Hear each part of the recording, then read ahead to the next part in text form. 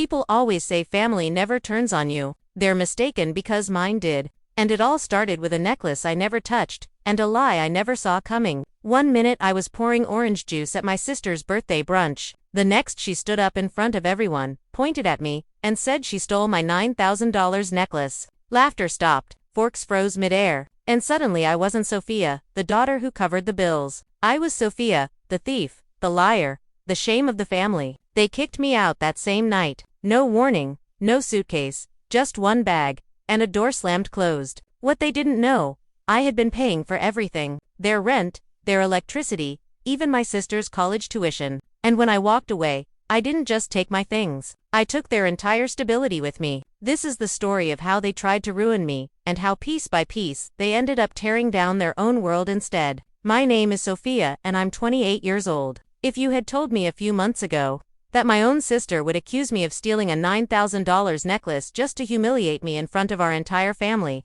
I would have laughed. Not because she wasn't capable of something that cruel, but because I never thought she'd actually go that far. But she did. And what came after? That's what no one saw coming. Let me take you back to the morning. Everything fell apart. It was Sunday, sunny, warm, one of those lazy days where the outside world feels peaceful. But inside our house, there was a storm building, and I didn't even know it yet. Lena, my younger sister, had invited everyone over for brunch. She had balloons, champagne flutes, fancy plates, and even hired someone to take photos for Instagram. I thought it was a bit extra, but I helped her anyway. Like I always did, because that's who I was, the quiet one, the helper, the reliable daughter. I had been the one quietly paying our electricity bills, our internet, even a mortgage when Dad lost his job. I never told anyone. I didn't need the credit. I just wanted peace in her home. I even paid for Lena's college tuition directly through her school, using my salary. She didn't know. I did it to protect her, to keep our family steady. Turns out, I was only making it easier for them to betray me. That morning, everyone was laughing at the table. Mimosas were being passed around. Lena was showing off a new designer handbag. Then she stood up, tapped her glass with a spoon, and said, "Before we go any further, I just want to say something meaningful." I thought she was going to thank everyone or announce an internship, but no. She looked right at me and said, "I know this is awkward, but Sophia stole my $9,000 necklace, the gold one Grandma gave me. I've been searching for it for weeks, and yesterday I found it hidden in her drawer." My heart stopped. The room went silent, and then just like that, everyone trusted her. No one even asked if it was true. My mother gasped, "I knew it. I knew you were always envious of Lena."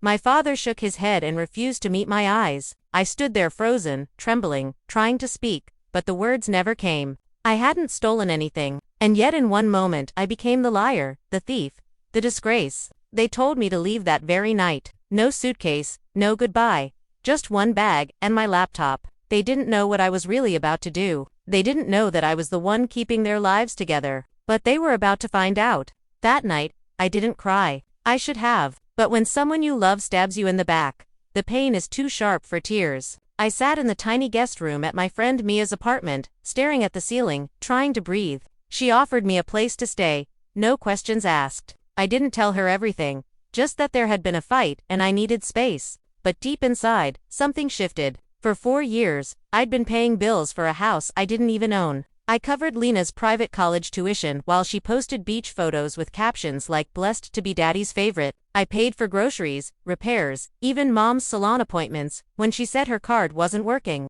And what did I get in return? A public accusation. No defense. Not a single person even asked why I would do such a thing. I was guilty because blaming me was easy. That night, I opened my laptop and logged into all my online accounts. And one by one, I started cutting the wires that held their lives together. I stopped the auto payments for the mortgage. I canceled the monthly utility transfers. I pulled the plug on Lena's tuition payments. Every last cent. The house was still in my father's name. The bank statements still went to my mother's email. They'd figure out soon enough.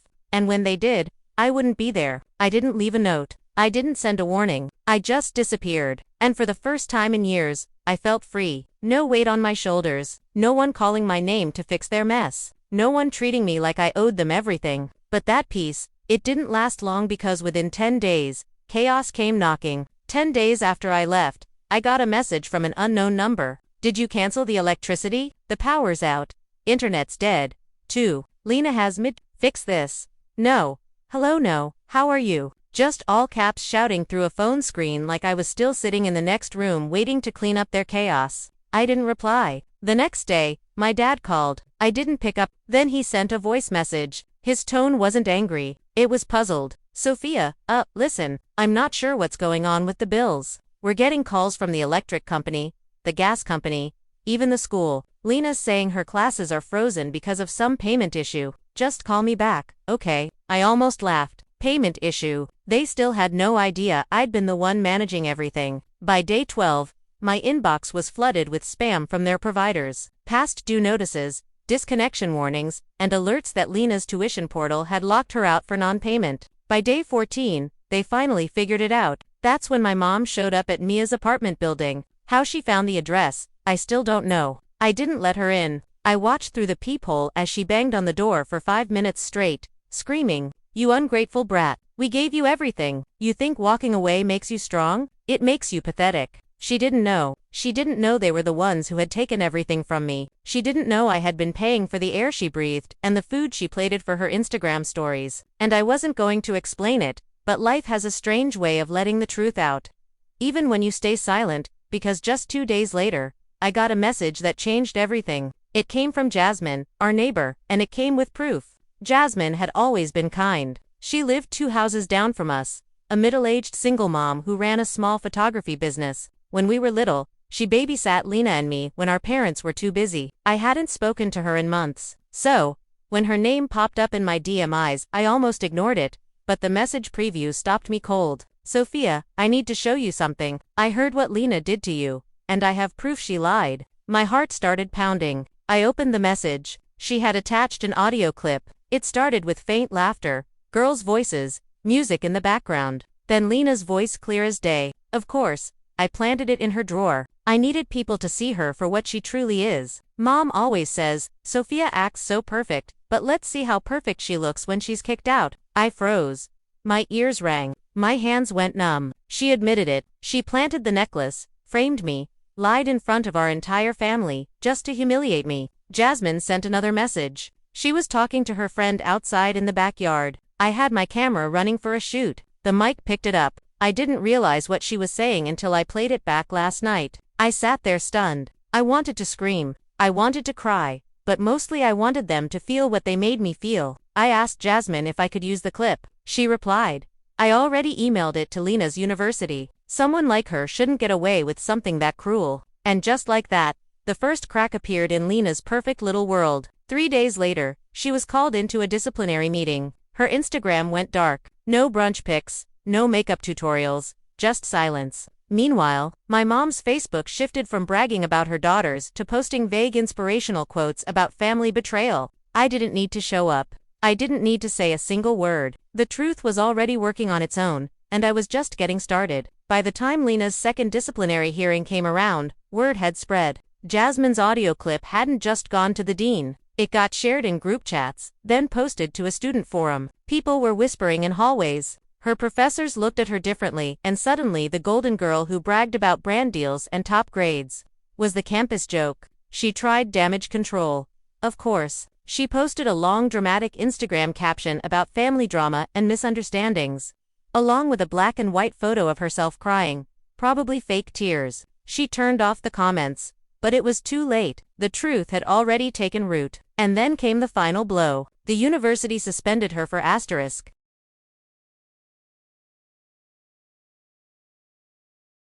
academic dishonesty and a code of conduct violation. Not just for framing me, but because this wasn't her first offense. Apparently, she had plagiarized a paper last semester and got off with a warning. This time, they weren't letting it slide. She came home crying. Mom went into panic mode. Dad looked like a ghost, sitting in silence, drinking coffee like it was water. The house, once loud and flashy, had turned quiet and cold. And the twist: they couldn't pay for anything anymore. The mortgage hadn't been paid in over a month. Utilities were shut off one by one. Mom called the power company in a rage, only to learn the account was under my name and had been permanently closed. They had no savings, no backup plan, because they had always counted on me. Meanwhile, I was thriving. My boss, Mr. Landon, had noticed how focused and dependable I'd been. Despite it all, He offered me a promotion and the opportunity to relocate to a brand new city. You deserve a fresh start, he said. And so I moved into a sunny apartment on the 12th floor of a downtown high. No yelling, no cold shoulders, no betrayal, just me finally breathing. And for the first time in my life, I didn't feel guilty. Not one bit. 2 weeks after I settled into my new place, I got a call from someone I hadn't heard from in years, Aunt Rachel. She was my mom's older sister, the one who left town after a huge fight with my parents when I was a kid. Back then, they told me she was unstable and jealous of our family's success. Turns out they were just terrified of what she knew. Hey sweetie, she said warmly, I saw your name in that college forum story. I've been following quietly, and I think it's time you learned something. I was confused. She continued, your grandmother, your dad's mom, left a trust fund in her will. It was meant for you. Just you. I sat up straighter. What?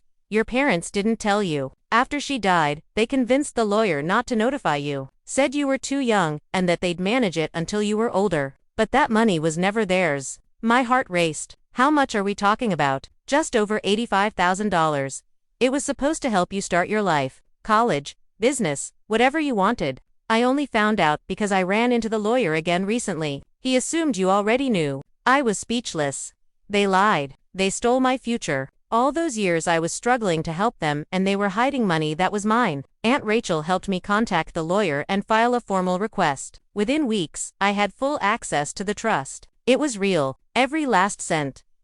That night, as I transferred the funds into my own name, I felt something deep inside me close, like a wound I didn't even realize had been open for years. This wasn't revenge. This was justice, and I knew exactly what I was going to do next. With the $85,000 trust fund finally in my hands and my full-time job now paying more than ever, I didn't just feel free. I felt limitless. For years, I worked in silence. I paid their bills, fixed their problems, stayed invisible. Now, I wanted to be seen on my own terms. That's when I had an idea. I used part of the money to launch a YouTube channel, Money Made Simple with Sophia. I filmed it in my small but bright apartment. My first video was called They Called Me a Thief, but I was the one paying their bills. It blew up overnight. Thousands of people, especially women, started commenting. This is my story, too. You're so brave for walking away. They don't deserve you. I started teaching financial basics. How to budget, how to spot toxic financial manipulation, how to leave when you're being used. Sponsors started reaching out. So did podcasts and blogs. My story became more than just mine. It became a voice for people who were tired of being the family doormat. And my parents. They eventually sold the house. Couldn't afford to keep it without my income. Lena tried starting a new social media account, pretending to be some kind of self-care coach. It didn't last. No one forgot what she did. Reputation is harder to rebuild than a bank account. One day, I got a text from my mom. Just 5 words. Can we please talk, Sophia? I never replied because I no longer needed closure from people who once threw me out like garbage. I had found my peace. Now, every time I turn on my camera, every time I press upload, I remember the moment she said I stole her necklace, and I smile because in trying to tear me down, they built the strongest version of me I've ever known. They kicked me out. So, I built a kingdom, and this time, no one is allowed to steal it. It's been almost a year now. A full year since I was kicked out of my childhood home with nothing but a backpack and a bruised heart. A year since I was called a liar, a thief, and a burden by the very people I had been sacrificing everything for. Funny how life twists. Back then, I thought I was losing everything, but really, I was being set free. Now I wake up every morning in a place that's calm, clean, and peaceful. My apartment overlooks the city skyline. I drink my coffee by the window while answering emails from clients and collaborators who genuinely respect me. I've gained over 600,000 subscribers on YouTube. I've spoken at conferences, been invited on podcasts, and helped thousands of people, especially women, cut financial ties with toxic families and start anew. Sometimes I hear through extended family that my parents watch my videos in secret. Lena, too. Apparently, they're stunned that I turned out this way, but the truth is, I didn't turn out this way. I was always this woman. They just never looked closely enough to notice me. And now they can watch me from afar. They can sit in the silence I once lived in. They can feel the absence of the person who kept their lights on, their fridge full, their name intact. I don't hate them. I don't even wish them harm. But I do hope they understand this much. When you bury someone in lies, they don't disappear. Sometimes they bloom. And that's how I turned their betrayal into my breakthrough. They tried to destroy me with lies, but I walked away and built a life they can only watch from a distance. If you've ever been blamed for something you didn't do or used by the people who should have protected you, just know this: walking away isn't weakness. Sometimes it's the most powerful thing you can do. Thank you for watching my story. If you felt this in your heart, please like, share, and don't forget to subscribe because the next story, it's even more unbelievable. Asterisk.